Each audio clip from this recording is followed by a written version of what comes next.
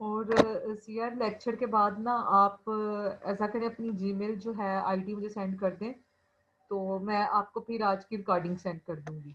ठीक है, तो फिर आपने आगे बाकी स्टूडेंट्स को ईमेल करनी है। Okay okay ma'am. मैम।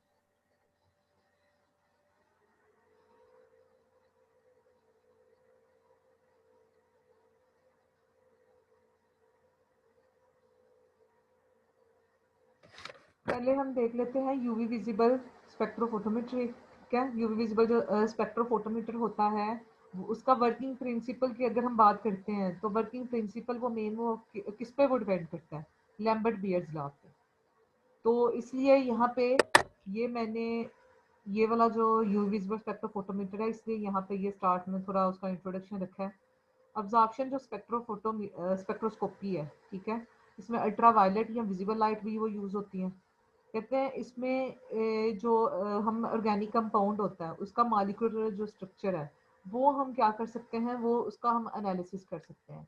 ठीक है, उसका मॉलिक्यूलर वो स्ट्रक्चर से रिलेटेड जो भी हमें इंफॉर्मेशन वो रिक्वायर होती है, वो हम अब्जॉर्प्शन स्पेक्ट्रोमेट्री या फिर कह सकते हैं स्पेक्ट्रोफोटोमेट्री, या फिर स्पेक्ट्रोस्कोपी भी कह सकते हैं, इससे हम फाइंड कर सकते हैं। जो इंफॉर्मेशन हमें यूवी विजिबल स्पेक्ट्रम से मिलती है वो क्या होती है, वो लिमिटेड होती है। ठीक है, ज़्यादा एडवांस हमें इंफॉर्मेशन नहीं मिलती, बहुत कम इंफॉर्मेशन मिलती है। तो इसीलिए हम क्या यूज़ करते हैं, हम दूसरी स्पेक्ट्रोस्कोपिक जो टेक्निक्स हैं वो हम यूज़ कर लेते हैं। और जैसे विजिबल एंड यूवी रीजन है, ठीक है, विजिबल और यूवी जो रीजन है, ये एक्सटेंड इनकी रेंज क्या होती है, ये देखें यहाँ पे विजिबल रीजन की रेंज क्या होगी, 800 से 400। इनकी इसकी क्या होगी, क्वाड्स अल्ट्रावायलेट रीजन की 200 से 400 नैनोमीटर के बीच में। और इसी तरह से वैक्यूम अल्ट्रा वायलेट रीजन की क्या रेंज होगी वेवलेंथ की, 200 से 50 से 200 नैनोमीटर तक। यहाँ पे लिखा है 200 to 800 nanometre glow, 200 nanometre up to 50 nanometre being vacuum ultra violet region. ये हमें यहाँ पे ये चार्ट ये बना के दिखाया गया है, इसमें इसकी रेंज को, वेवलेंथ की जो रेंज है कि इस रीजन की वेवलेंथ इतनी होगी, और ये जो हमारे पास क्वार्ट्ज रीजन है इसकी रेंज इतनी होगी वेवलेंथ की। वैक्यूम अल्ट्रावायलेट रेंज की जो रीजन की वो रेंज है वो हमारे पास इतनी होगी। ठीक, अब हम आगे नेक्स्ट इसके प्रिंसिपल की बात करें। अगर हम प्रिंसिपल की बात करते हैं तो आप ये माइंड में रखें कि हम लैम्बर्ट बियर्स लॉ की बात कर रहे हैं। आपका आउटलाइन में जो टॉपिक है ना, वो साइंटिफिक लॉ लिखा होगा। ठीक है, जो लेकिन वो है क्या है, लैम्बर्ट बियर्स लॉ। आपके पास आउटलाइन है, आउटलाइन है आपके पास? ये मैम आपने भेजी थी, आपने भेजी हाँ थी। जी। तो अब यहाँ पे देखें जो प्रिंसिपल है यूवी विजिबल स्पेक्ट्रोस्कोपी का, अब वो हम देखते हैं, वो हमने वर्किंग प्रिंसिपल इसका क्या है। कहते हैं जब एक मॉलिक्यूल है, अगर एक मॉलिक्यूल है, उसके ऊपर जब विजिबल या अल्ट्रावायलेट जो रेज हैं वो उसके ऊपर आके फॉल करती हैं, ठीक है, तो जो एक मॉलिक्यूल के वैलेंस इलेक्ट्रॉन्स होते हैं ना, जो उसके ऊपर शेल में इलेक्ट्रॉन होते हैं, वो ग्राउंड स्टेट से, ठीक है, पहले मॉलिक्यूल ये देखें यहाँ पे ये हमारे पास है ग्राउंड स्टेट। ठीक है, इसके जो वैलेंस के इलेक्ट्रॉन होंगे ग्राउंड स्टेट से एक्साइटेड स्टेट में चले जाएंगे, ये पहले आपने पढ़ा होगा। जब उसके ऊपर ये जो रेज हैं विजिबल या अल्ट्रावायलेट जो लाइट रेडिएशंस हैं, जब इसके ऊपर आके फॉल करती हैं, तो वैलेंस इलेक्ट्रॉन ग्राउंड स्टेट से एक्साइटेड स्टेट में शिफ्ट हो जाते हैं।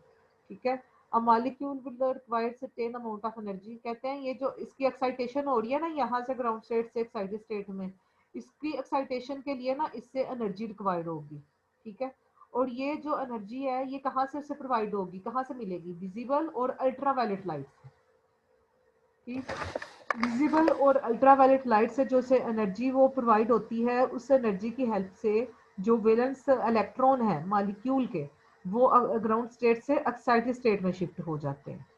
ठीक, और यहाँ पे पॉइंट है, कहते हैं जो मैक्सिमम अब्जॉर्प्शन होती है at points where the energy of light of certain wavelength becomes equal to required for excitation. कहते हैं मैक्सिमम एब्जॉर्प्शन किन पॉइंट्स पे होती है, जहाँ पे लाइट की जो एनर्जी है, सर्टेन वेवलेंथ की जो लाइट है उसकी एनर्जी अगर इक्वल हो उस एनर्जी के जो एक्साइटेशन के लिए रिक्वायर्ड हो।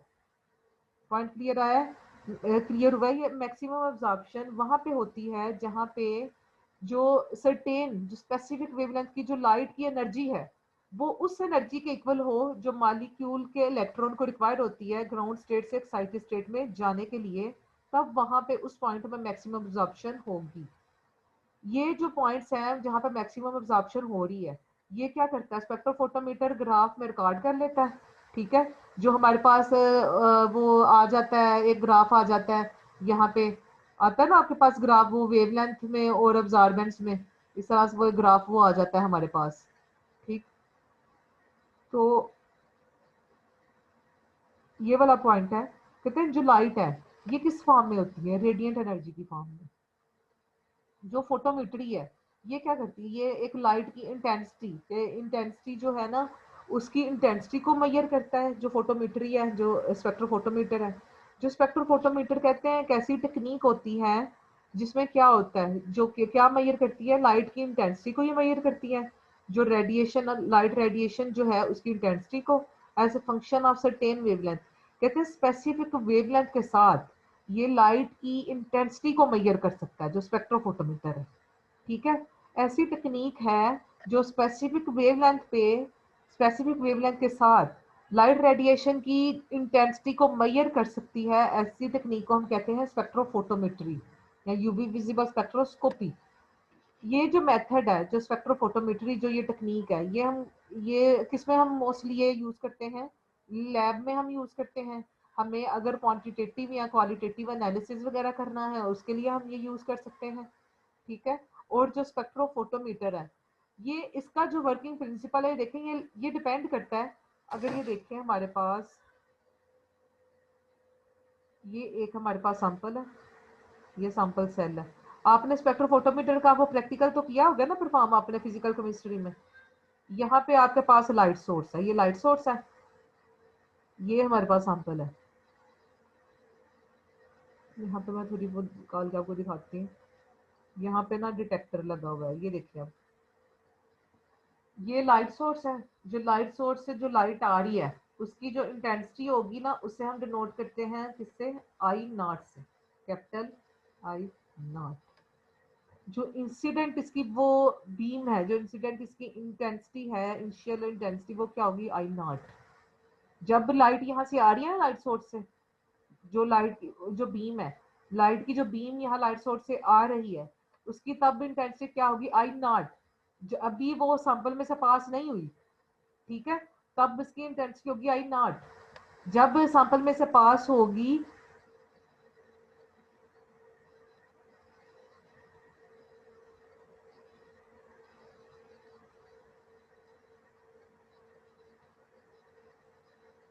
जब सैंपल में से पास होगी जो बीम ऑफ लाइट, जो बीम है उसकी जो इंटेंसिटी होगी वो हम किससे डिनोट करते हैं, कैपिटल आई से।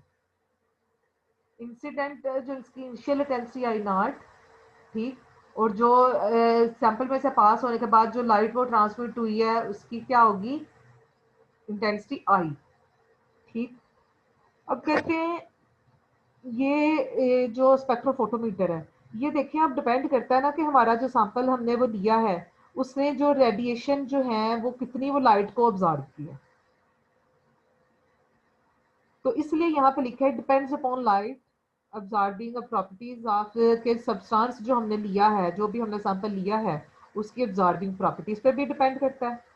ठीक, और सब्सटेंसेस जो ऑब्जॉर्ब करते हैं या लाइट को ट्रांसमिट करते हैं, सब्सटेंस किसको कह रहा है, हम सैंपल को कर सकते हैं सपोज। ठीक है, सैंपल को कह रहा है कि उसने कितनी लाइट ऑब्जॉर्ब की, कितनी ट्रांसमिट की, स्पेसिफिक वेवलेंथ की लाइट को ऑब्जॉर्ब किया, ट्रांसमिट किया।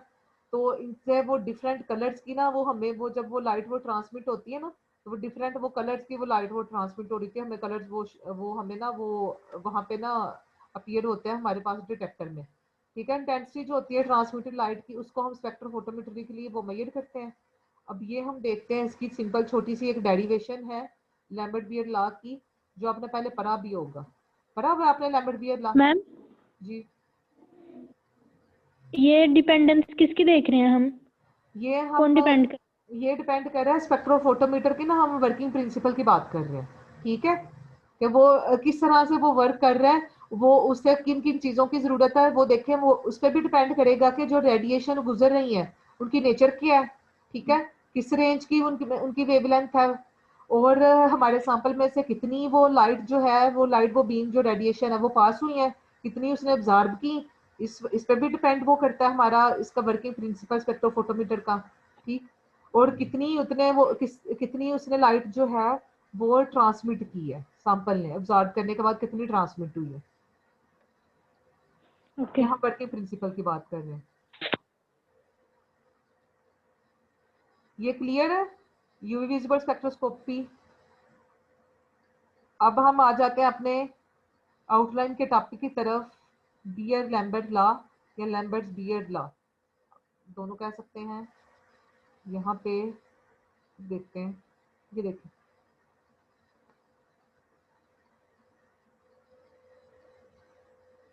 ठीक है। जो इंसिडेंट लाइट है, इंसिडेंट लाइट किसको कह रहे हैं, ये मैं दोबारा आपको डायग्राम बना के दिखाती हूँ।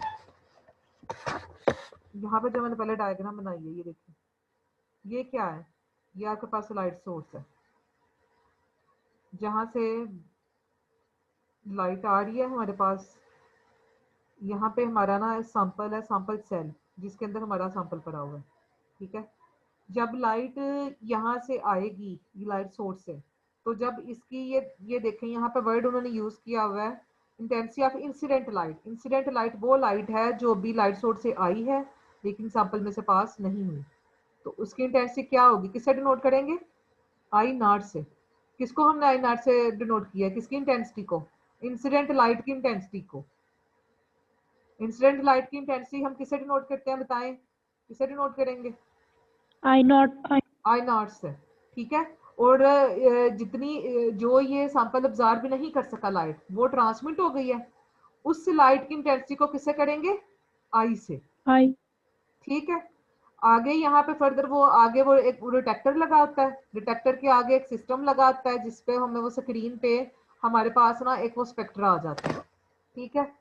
अब यहाँ पे कह रहा है कि जो इंसिडेंट लाइट की इंटेंसिटी है, ठीक, वो हमें अगर पता है तो हमें जो ट्रांसमिट लाइट, कितनी लाइट ट्रांसमिट हुई है, कितने परसेंट हुई है, वो हम कैलकुलेट कर सकते हैं।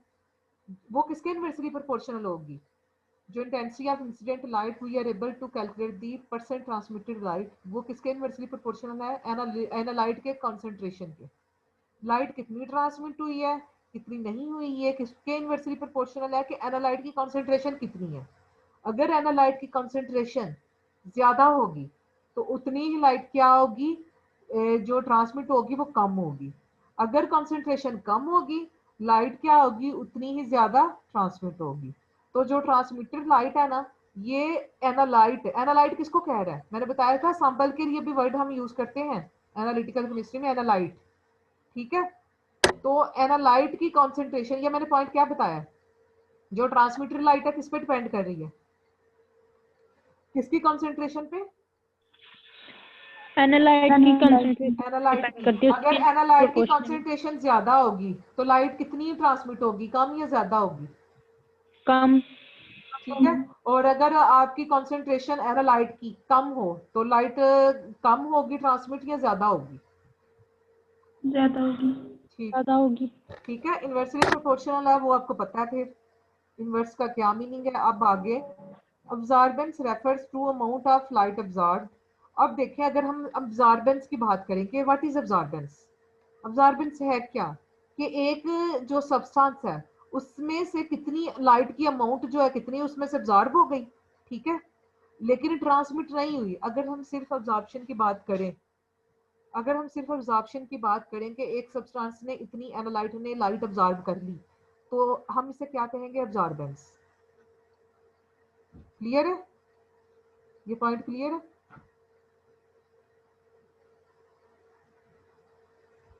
जी क्लियर है मैम, ये उस लॉ के अंदर है। हाँ जी, लैब के अंदर है ये ना। ये देखे मैंने ये स्टार्ट में यूवी विजिबल स्पेक्ट्रोस्कोपी जो इसका इंट्रो मैंने इसलिए रखा है क्योंकि जो स्पेक्ट्रोफोटोमीटर है ना, उसका वर्किंग प्रिंसिपल सारा ही वो किस पे डिपेंड करता है, बियर लैम्बर्ट्स लॉ पे। इसलिए मैंने थोड़ा इंट्रो उसका दिया, अगर वो आपको पता होगा ना तो ये भी क्लियर हो जाएगा, तो ये सारा उसी का पार्ट है। ये हम आप लैम्बर्ट बियर्स लॉ ही समझे, ये इसका वर्किंग प्रिंसिपल है।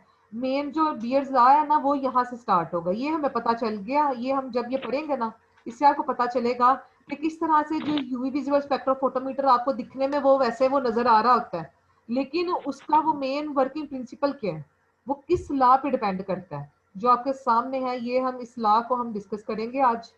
ठीक, बहुत इंपॉर्टेंट है ये पॉइंट, आप नोट करें, इंपॉर्टेंट लॉ है Beer Lambert's law. Important topic है आपका आउटलाइन में ये।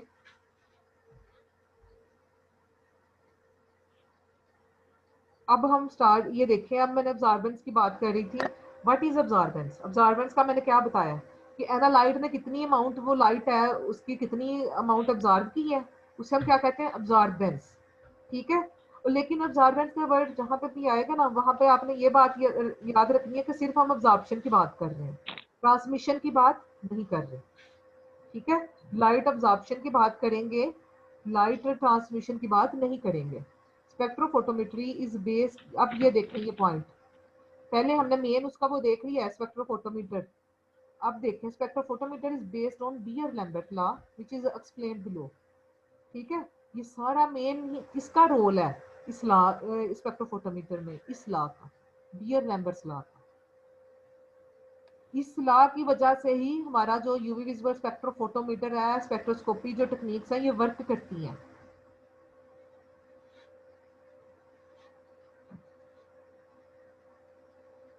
अब ये देखें, हम स्टार्ट करते हैं।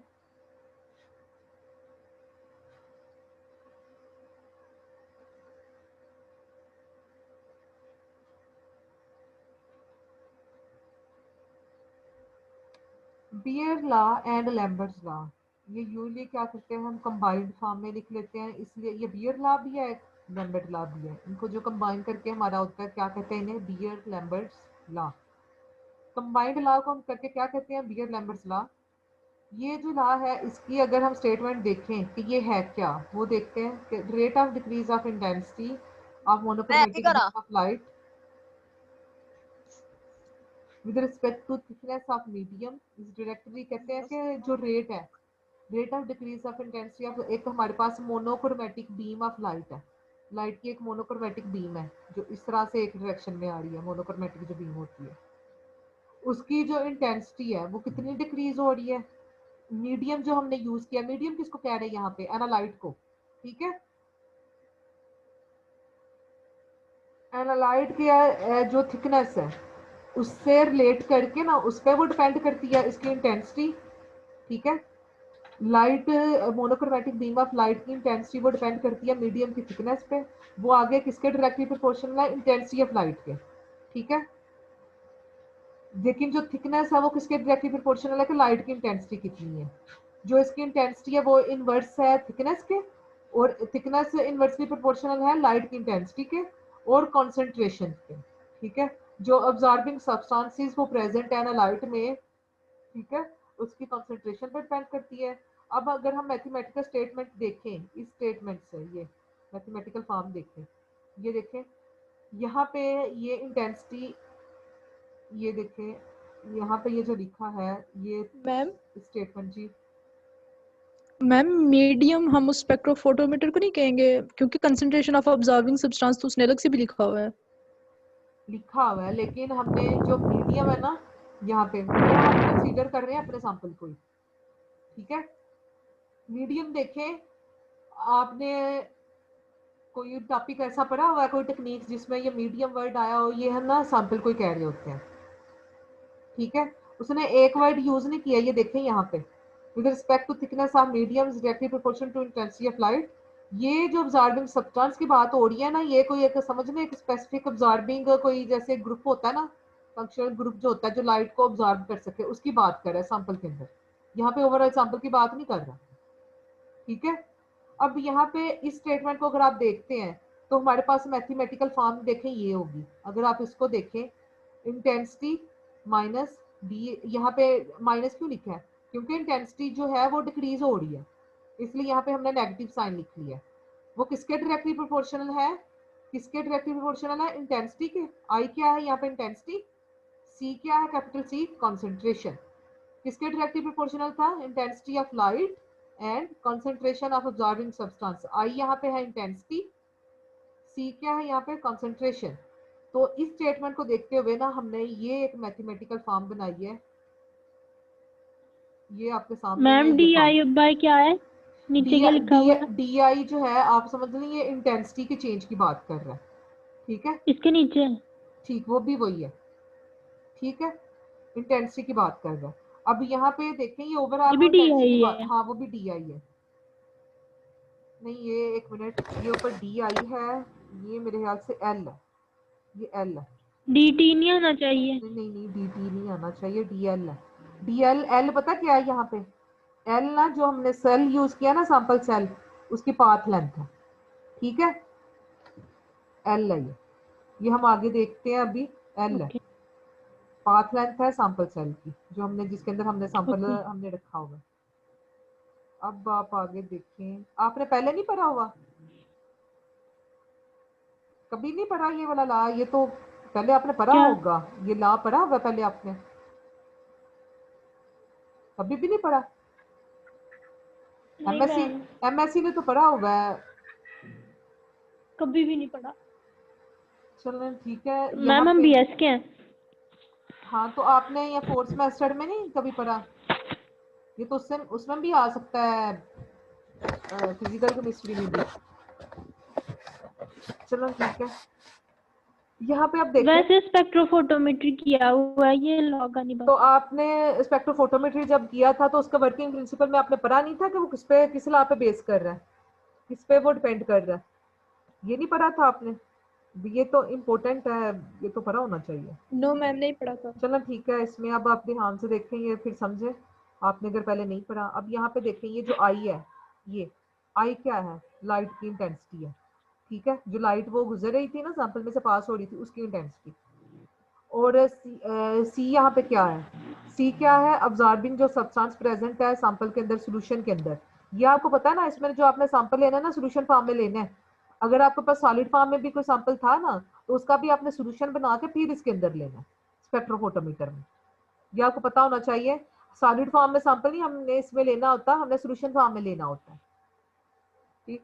और सी क्या है, ये कॉन्सेंट्रेशन है, यहाँ पे अब minus D I over D L क्या है, ये rate of decrease of intensity with respect to thickness, ये देखें यहाँ पे वर्ड आ गया पाथ लेंथ, किसकी रेशियो है ये, इंटेंसिटी की और पाथ लेंथ की, पाथ लेंथ किसकी है, ये पाथ लेंथ किसकी बात कर रहा है, जो सैंपल हमने सेल लिया है ना इसकी पाथ लेंथ की बात कर रहा है, सैंपल सेल का।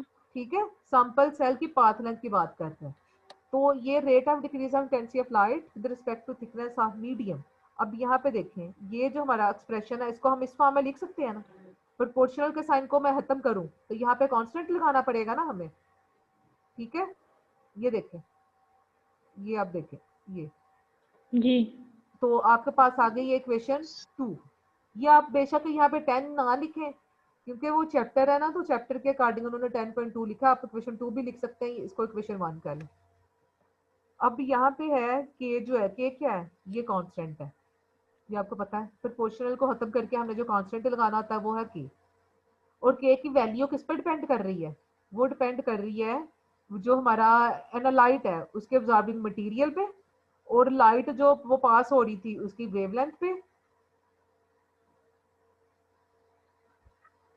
स्क्रीनशॉट ले लें, ये अभी लें, अभी ये कुछ स्टूडेंट एंटर हो रहे हैं, फिर लें, ये ऐड हो गए, ओके मैम। फिर उसके बाद मैं आपको दोबारा जो है ना वो लिंक शेयर करूंगी। मैं ऐसा करूंगी कि मैं अपनी ना एक पर्सनल जो अपनी वो आईडी है ना वो मैं एक वो फिक्स रख लूंगी, तो मैं आपको वही सेंड किया करूंगी, मैं सिर्फ टाइम बता दिया करूंगी, ठीक है, अगर ऐसे कर लें, वैसे ऐसे भी ठीक है। जी मैम ऐसे कर लेते हैं। सीआर और जीआर आप ऐसा करेंगे, फिर भी ना ये जो मेरे लिंक्स है ना क्लास का अपने पास रिकॉर्ड रखें, ठीक है, ओके मैम। क्लास की जो लिंक है ना, अगर मुझे बाद में ज़रूरत पड़ गई यहाँ पे जब हमने फोल्डर सबमिट करवाना है तो उसके साथ हो सकता है सबमिट हमें करवाने पड़ेंगे सारे लिंक्स वगैरह, क्लास का रिकॉर्ड जो है। अच्छा यहाँ पे देखें, एक्सक्यूज मी मैम, मैम हाँ जी, मैम मेरी कुछ अटेंडेंस का इशू है इसी लास्ट वीक में, मैंने जहाँ से बोला था तो वो कह रहे थे कि मैं फाइल सेंड रोल कर नंबर दूंगा। क्या है, रोल नंबर 0.7।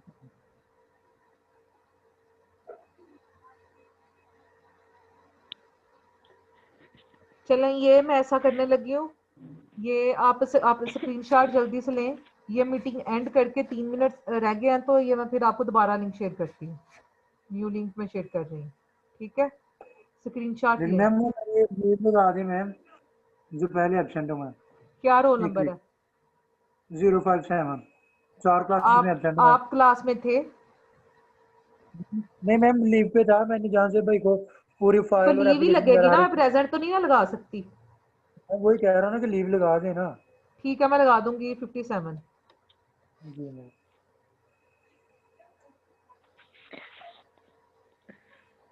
ये मैं मीटिंग एंड करने लगी हूँ, ठीक है?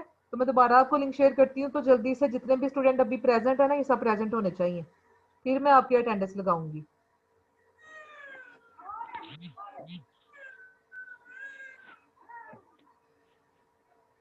अभी कितने स्टूडेंट्स हैं? 39। स्क्रीनशॉट ले लिया सीआर? जी मैम, सेंड कर दिया ग्रुप में। चलो ठीक है, अभी सेकंड अभी लिंक का आपने ना वो उसकी अटेंडेंस अभी शेयर करनी है सेकंड लेक्चर के ओके मैम। बाद।